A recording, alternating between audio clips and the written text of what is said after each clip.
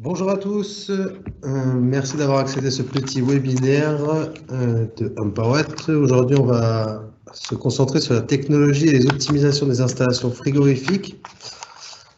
Donc, on va commencer par une petite introduction, la présentation des installations frigorifiques optimisées qu'on a pu réaliser avec Planair dans le cadre d'une récupération de chaleur sur la production de froid avec un petit comparatif CO2 et HFO.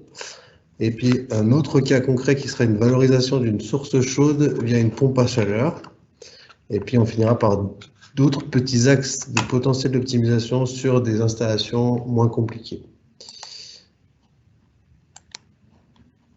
Donc n'hésitez pas à poser vos questions grâce au volet de questions que vous avez. On pourra y répondre à la fin. Je pense que c'est mieux qu'au fur et à mesure de la présentation, vous puissiez écrire vos questions et j'y répondrai à la fin de la séquence.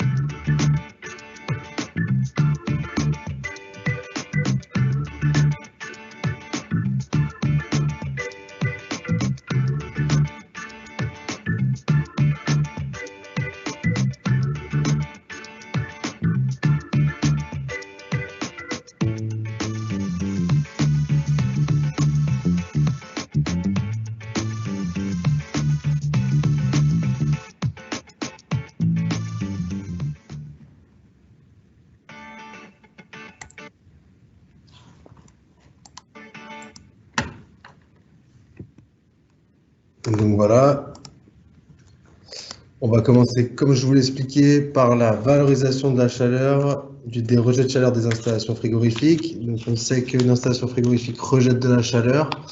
À l'heure d'aujourd'hui, on essaye de valoriser cette chaleur. Donc ça se passe sur le condenseur de vos équipements. Pardon, hop, on va y arriver.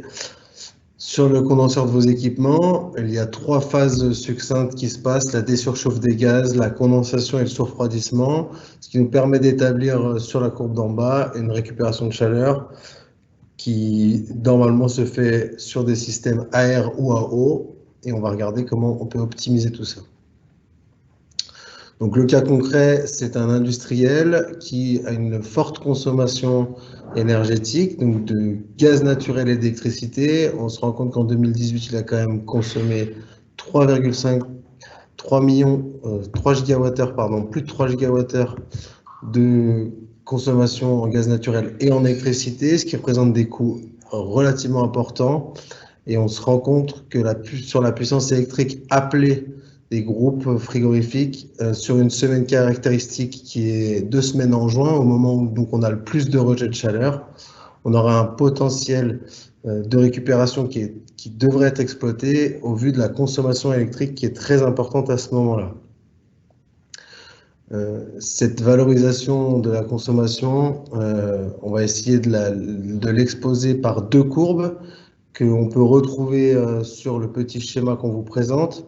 La puissance récupérable, elle est affichée en rouge. On se rend compte qu'il y a énormément de puissance récupérable sur une installation frigorifique de ce type. C'est pour ça qu'on cherche à optimiser ce fonctionnement. Et on voit qu'on a un bandeau de chaleur qui est quand même important vu que c'est un industriel et qui, même en été, il a des besoins très importants de chaleur. Donc on voit très bien l'impact de la température extérieure sur la puissance récupérable et puis les besoins de chaleur du site qui sont toujours importants même en été. Donc on va essayer de mettre en application une récupération de chaleur associée à la production de froid qui permettra de valoriser tous ces rejets de chaleur. Donc on a fait à peu près le bilan on a fait un diagramme de Sankey sur les consommations de cet industriel. Donc on retrouve de l'énergie électrique consommée et de l'énergie fossile consommée et de l'énergie électrique. On voit qu'il y a un fort consommation pour la production de froid avec des rejets de chaleur qui sont excédents, comme je vous montrais sur le précédent diagramme. Et aujourd'hui, rien n'est valorisé. On a 3 centrales de production de froid qui consomment beaucoup d'énergie pour conserver les denrées donc dans des chambres froides et un tunnel de refroidissement. Et puis de l'autre côté, on a une consommation de gaz qui est importante, annuelle. Donc on n'est pas que sur une période de chauffage, on a énormément de consommation de CS, on le voit ici. Et donc on a une consommation de gaz importante toute l'année due au procédé industriel. Donc il est très important d'essayer de valoriser ces rejets de chaleur excédents qu'on a, qui aujourd'hui sont évacués vers l'extérieur. Et pour ce faire, on va essayer d'optimiser cette centrale frigorifique. Pour optimiser cette centrale frigorifique, on va relier cette condensation sur un réseau d'eau afin de valoriser cette température d'eau et d'essayer de l'exploiter directement sur le process avec du chauffage, de l'ECS et un préchauffage de l'eau neuve de la chaudière. Sachant qu'on est sur un industriel qui travaille avec une chaudière vapeur. Donc pour produire de l'ECS ou du chauffage, le procédé vapeur est très énergivore. Mais vu qu'aujourd'hui, il a des procédés de cuisson à la vapeur directe, il est judicieux de travailler sur la vapeur même pour le CS et pour le chauffage. Néanmoins, en mettant en application ce schéma qu'on vous présente, on se retrouve avec une valorisation importante des rejets de chaleur et une baisse considérable de la consommation de gaz.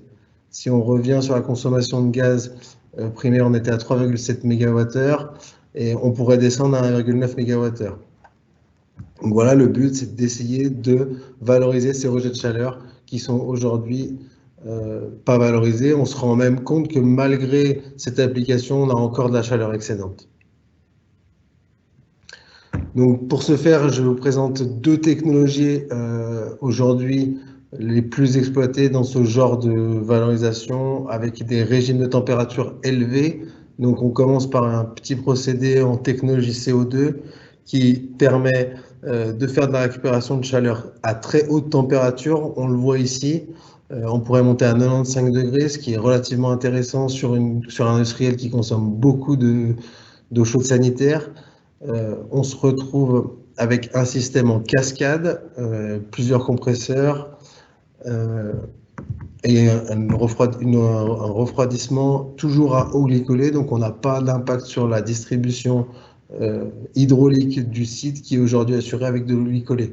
On remplace juste le producteur et on se sert de cette haute température pour valoriser cette chaleur. On se rend compte qu'il y a énormément de chaleur sur l'environnement pic à récupérer et à très haute température. L'autre technologie qu'on souhaitait vous présenter, c'était une technologie HFO. Donc on est sur 2 systèmes à fluide dit naturel qui sont aujourd'hui les plus appropriés à l'heure d'aujourd'hui pour faire du remplacement de production frigorifique. On va se rendre compte que dans un cycle standard de technologie, on a une condensation qu'on aperçoit ici à 40 degrés. Donc ça, c'est le cycle standard. On pourrait travailler à cette température. Par contre, on arriverait à valoriser très peu de rejets car on serait que à 40 degrés, contrairement au CO2 où on pourrait travailler à 90 degrés. On n'est pas obligé de travailler à 90 degrés, mais on pourrait travailler à 90 degrés avec le CO2.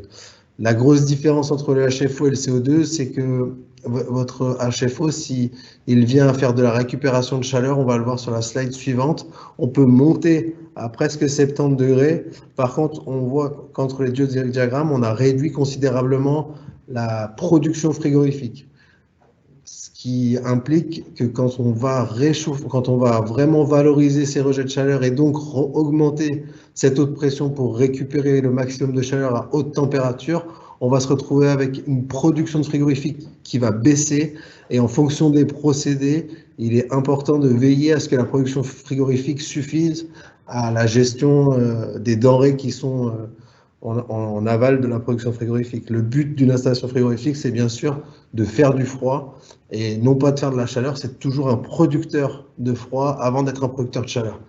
Donc on se rend bien compte qu'il y a une grosse différence de production frigorifique et il faut faire attention au temps de fonctionnement des besoins de récupération de chaleur pour savoir si on arrive à tenir les besoins frigorifiques et à ne pas décaler les températures des denrées. Donc, ces deux systèmes de récupération de chaleur correspondent à notre industriel. On a aujourd'hui une solution HFO qui a un coût de production de 20% de moins qu'une installation CO2. On a par contre, comme je vous l'expliquais, une baisse de la puissance frigorifique et donc un rendement dégradé parce qu'on va forcément augmenter la puissance absorbée du compresseur quand on va se passer en mode récupération de chaleur. Néanmoins, on a une pression de service qui est très faible, donc on peut travailler avec des matériaux standards, on n'a pas d'effort mécanique sur les machines, et on peut faire de la récupération de chaleur à des niveaux de température médians, donc moyenne température et basse température. Donc basse température, comme je vous montrais tout à l'heure, c'est le fonctionnement standard de la machine, et puis on peut augmenter cette valeur de haute pression pour récupérer de la chaleur plus haute, sachant que plus on va monter en température, plus on va dégrader le coefficient de performance et augmenter la puissance absorbée. On le voit très bien sur le schéma en bas. On voit très bien qu'on consommerait en mode standard, on arriverait à consommer 156 kW et produire 428 kW de froid. Néanmoins, quand on passe en récupération de chaleur, on vient presque vraiment considérablement augmenter la puissance absorbée et on pourrait valoriser 250 kW environ. Sur une installation CO2, on n'a pas du tout les mêmes impacts. Par contre, on a un coût de production, un coût de la production, qui est un peu plus élevé qu'une solution HFO, car les pressions de service sont plus importantes. On a des matériaux qui sont plus chers, comme l'inox. Donc forcément, on augmente un peu le coût de production. Donc la machine coûte, on va dire, environ 20% plus cher. La puissance frigorifique, néanmoins, est maintenue tout au long du cycle de fonctionnement, que vous fassiez de la récupération de chaleur ou pas. Donc aucun impact sur la température des denrées. On se rend compte que le coefficient de performance est amoindri en récupération de chaleur et en été. Donc on n'a pas le même impact que sur du HFO, mais on a quand même une baisse du coefficient de performance. Néanmoins, les pressions de service sur une installation CO2 sont très élevées. Et donc, il faut souvent que le frigoriste soit habilité à travailler sur des installations CO2. On travaille jusqu'à 120 bars. C'est pas des risques importants, mais il faut avoir une maîtrise de ce flux frigorigène. Néanmoins, comme je vous l'ai montré sur le premier diagramme, on se rend compte que le niveau de température de récupération de chaleur est très élevé, jusqu'à 90 degrés. Et donc, pour faire de la production d'eau très chaude, c'est très important. Dans ce cas-là, l'industriel a une consommation de CS très importante, car il y a beaucoup de nettoyage en fin de journée. Et donc, c'est pour ça qu'il nettoie beaucoup à l'eau chaude pour dégraisser en fin de compte ses plans de travail. Et donc, il y a une large consommation d'eau chaude, ce qui semble le plus approprié dans ce cas-là. Donc, on se rend compte qu'en mode standard, on aurait 110 kW de consommation électrique pour 428 kW de besoins frigorifiques assurés. Et en mode récupération de chaleur, on augmenterait cette puissance absorbée de 260 kW. Par contre, on maintient ces 428 kW de froid. Donc, c'est très important quand on a des besoins de froid constants et qu'on ne peut pas se permettre de dégrader la production frigorifique. Donc, une petite synthèse, les critères de choix par rapport à une installation HFO ou CO2 en vue de la valorisation des rejets de chaleur sont ils sont rappelés sur cette slide. Ce qui est très important, c'est de savoir à quel niveau de température le froid a besoin d'être produit. Donc, quand on parle de froid positif, on parle de froid, toute conservation de denrées qui est au-dessus de 0 degré. Négatif, c'est tout ce qui est en dessous de moins 18 degrés, donc tout ce qui est congelé. Et après, on a des installations combinées. Une installation CO2 dans un procédé combiné est très, très intéressant. Les niveaux de température des besoins de chaud sont très importants aussi pour définir la stratégie de la valorisation de récupération de chaleur et du choix du fluide frigorigène. On l'a vu en mode standard avec une installation HFO, on a une température qui est de base récupérée à 40 degrés. Si on veut faire de l'eau chaude sanitaire avec de l'eau à 40 degrés, on ne peut pas faire grand-chose malheureusement. Donc c'est pour ça qu'une installation CO2 en récupération de chaleur est très intéressante quand on a des besoins de chaleur élevés en haut en température. Néanmoins, si on a des besoins de chaleur mais à basse température, comme les nouveaux bâtiments qu'on arrive à produire aujourd'hui, une installation CO2 ne serait pas la plus judicieuse. La température extérieure et le niveau de puissance des installations sont très importantes aussi, avec les différentes technologies qu'on peut avoir sur les compresseurs. Donc, c'est très important déjà de définir les niveaux de température de besoin au niveau du froid et au niveau du chaud afin de choisir le fluide frigorigène le plus approprié. Il n'y a pas de science exacte sur la récupération de chaleur. Elle est vraiment conditionnée par les besoins en froid et en chaud que vous avez sur les installations. Donc, deuxième cas concret sur la valorisation de la récupération de chaleur, c'est un autre industriel avec lequel on a pu travailler sur la valorisation d'une source chaude qui peut être appliquée dans beaucoup de cas, pardon. Donc, la valorisation d'une source chaude, c'est un réseau d'eau fermé ou ouvert avec un débit constant annuellement et une température supérieure à 10 degrés. Si elle est à 8 degrés, ça peut encore être intéressant, mais plus elle sera élevée en température, cette source chaude, plus on arrivera à obtenir des coefficients de performance intéressants. Ces sources chaudes, ça peut être une installation solaire, une géothermie, une boucle de refroidissement process, par exemple une boucle dans l'industrie qui tourne à 30 degrés toute l'année et qui va à l'extérieur se refroidir au contact de l'air extérieur, ou un rejet d'eau grise qui peut être au-dessus de 10 degrés, ce qui est le cas dans l'exemple que je vous présente. Donc nous, c'est un industriel qui rejette de l'eau grise à température relativement élevée. Et donc, on va essayer de valoriser cette température de rejet d'eau en installant une PAC. Donc ça, c'est la situation, la situation avant travaux qu'on a pu constater avec beaucoup d'installations, beaucoup plus d'installations que l'industriel précédent, avec une consommation de chauffage importante. Donc, il est très intéressant d'essayer de valoriser ces rejets d'eau grise qui est déjà à température relativement élevée. Et on se rend compte que quand on met en adéquation ce rejet de chaleur de la station de neutralisation sur une pompe à chaleur, on arrive à faire une quantité d'eau à 70 degrés très importante. On a bien sûr une consommation électrique pour faire fonctionner cette pompe à chaleur, mais qui couvre quand même une grande partie des besoins de chauffage qui avant était couverte par une énergie fossile. Et on a aussi mis en place la récupération de chaleur sur les compresseurs à air. Donc on arrive à couvrir quasiment la totalité des besoins de chauffage grâce à la valorisation de ce rejet d'eau grise à température d'environ 35 degrés. Et on va voir le petit montage hydraulique qu'on a fait. Donc, rien de bien particulier. On avait quand même 11 mètres cubes d'eau à 35 degrés rejetés aux égouts. On a valorisé cette température en s'en servant de cette source chaude. On l'a transformée en source froide pour cette pompe à chaleur.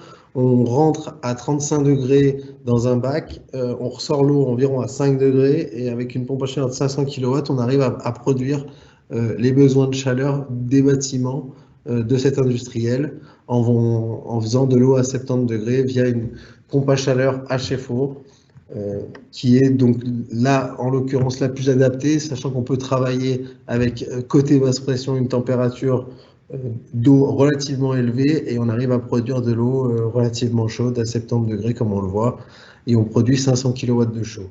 Cette valorisation, elle est annuelle.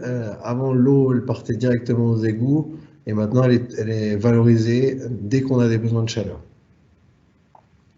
La pompe à chaleur qu'on a installée, vous la voyez ici. Donc, c'est une pompe à chaleur Carrier qu'on a pu mettre en œuvre sur ce projet et qui permet d'assurer aujourd'hui 100%, quasiment 100% des besoins de chauffage du site.